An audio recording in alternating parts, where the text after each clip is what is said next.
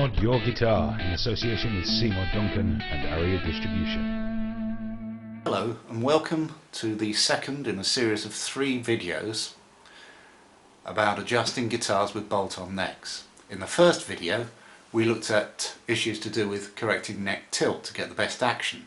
In this video we're looking at neck alignment so that the strings stay on the neck and not fall off the edge. And in the third video we're looking at actually recutting the body pocket, the neck pocket on the body of a guitar, so that a replacement neck will fit a body that was never actually made for it.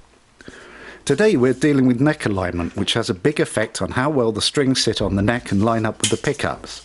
The information in this video is also available in PDF form on the Play Music Pickup website. The PDF also lists the tools you'll need.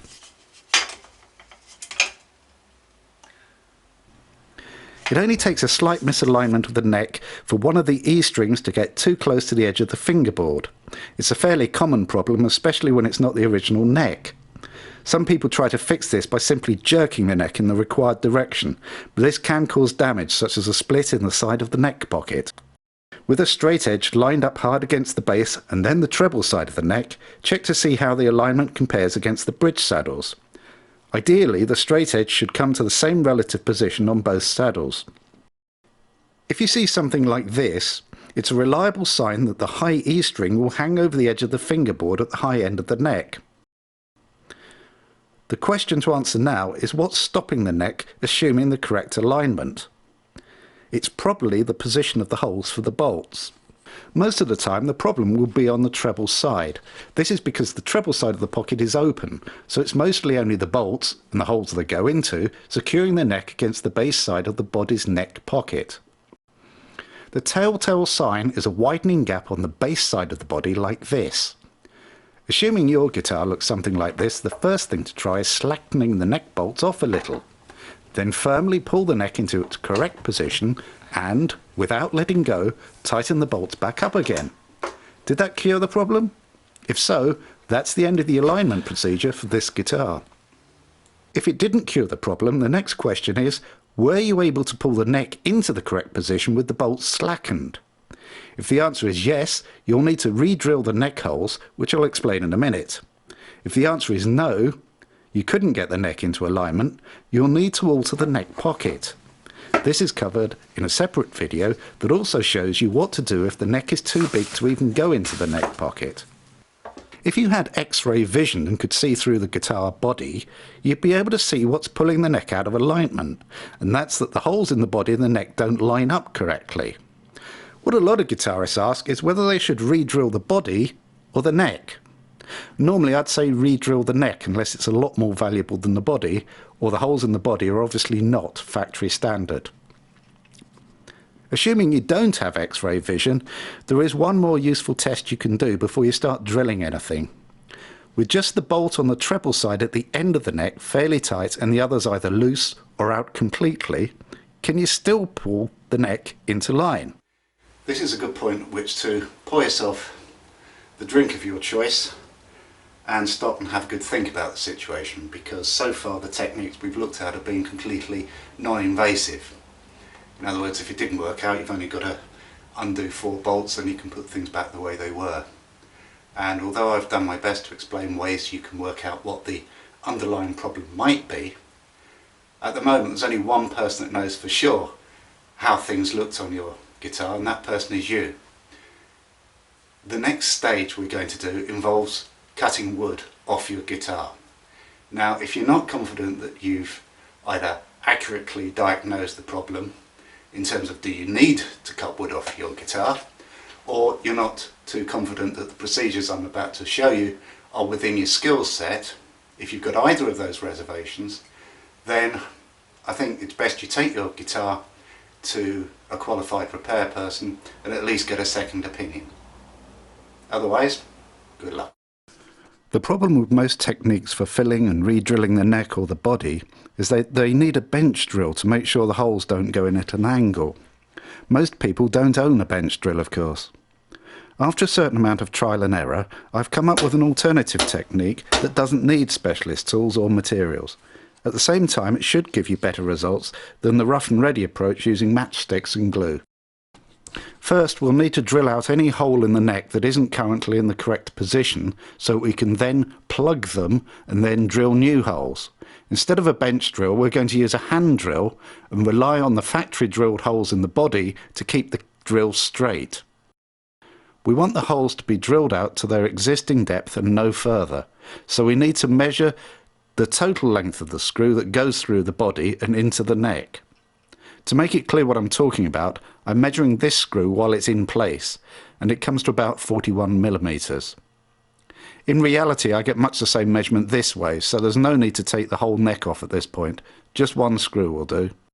The maximum drill size I can get into the body holes is 3/16 of an inch, which is about 4.76 millimeters. Rather than take my word for it, I suggest you take the drill bits from your own set and find the largest one that will go through the holes in the guitar body you're working on. With the drill bit in the chuck of your electric drill, measure the length of the exposed bit. In my case, the drill bit is 57 millimeters out of the chuck, but I only want to make a hole 41 millimeters deep. Calculator out, 57 minus 41 equals 16. In other words, I need to subtract 41 millimeters from 57 millimeters to find out the length of the drill bit I need to stop from going into the guitar, and the answer is 16 millimeters. So that's how wide I'm going to make the masking tape that will stop the drill. I wind the tape on while rotating the bit in the direction it will drill, so that the masking tape won't unravel. It's worth putting plenty on because it will start to bunch up a little as you drill each hole. Although the drill will naturally follow the line of the existing holes, you'll need to clamp the neck in place if you're going to drill all 4 holes. Bear in mind that once you've over-drilled a hole, the bolt will clear the side, so there's no grip there at all. Incidentally, this particular clamp has the advantage that you can set it with one hand, which is useful when you're trying to hold the neck in the correct position at the same time. If one of the screw holes is already in the correct position, remember not to get carried away and over-drill the hole, otherwise you'll need to fill that one again as well. It's not easy to buy maple dowels to plug the holes, so I've come up with a solution using hardwood chopsticks. I don't know what wood the chopsticks are made from, but the density is similar to rock maple, and the chopsticks were easy enough to find in the high street, or you may find a pair in the kitchen drawer. Alternatively, a lot of drumsticks are made from maple, so that would be a suitable place to get the material from. The chopsticks I've used are a little fatter than the 3/16 of an inch we need. I worked that out using a set of calipers I found in a pound shop, but you can make a diameter gauge by simply drilling a 3/16 of an inch hole in a piece of scrap wood. The ideal tool for making anything cylindrical is a lathe, but I haven't got one, so I decided to improvise and use an electric drill, which worked quite well, as long as you only work in small lengths of chopstick at a time. The holes in the neck are only about 15 mil deep, so dowels only need to be that long. A 1-inch engineer's file is enough to reduce the diameter of the wood, but I'd suggest you check your progress often, because once the dowel goes undersized it won't be much use. Equally though, if you try to force it into the hole when it's oversized, you could actually split the neck wood. Hopefully you'll have enough chopstick wood to make more than 4 dowels, then you can pick the 4 that seem the most even. For this job I've chosen Araldite Rapid, which has 2 parts you mix together, setting off a chemical reaction. Normally I prefer the original Araldite formulation because it seems to set harder, but we're going to be drilling and screwing into that neck once those dowels are glued, so I actually don't want a glue that's harder than the surrounding wood. By the same token, I decided not to use the white PVA glue normally used for woodworking. That's because I'm figuring there will be gaps in places where the dowels aren't perfect, so I'd rather use glue that hardens chemically and acts like a filler. I've also tried not to leave much of the dowel sticking out of the neck because I'll only have to cut or file the surplus off afterwards. I've protected the neck, then clamped it down to stop it moving around before I start filing the neck area. I've masked off everything that will show when the neck is back in the body, and I'm trying not to take anything off the original heel. I'm just making sure that everything is level. For the new bolt holes in the neck, you'll need a drill bit size of about 7/64 of an inch, or about 2.5 mil. The other things we don't want to happen are for the drill to go in so deep it goes through the fingerboard, or for it to go in at an angle instead of square. Fortunately, we can take care of both those things with our old friend, masking tape. The width of the masking tape needs to be equal to the depth of the heel, and whatever's left of the drill bit will be the shank that goes into the chuck of the drill. You can find more detailed information on this and other neck adjustments by downloading the PDFs from the Play Music website.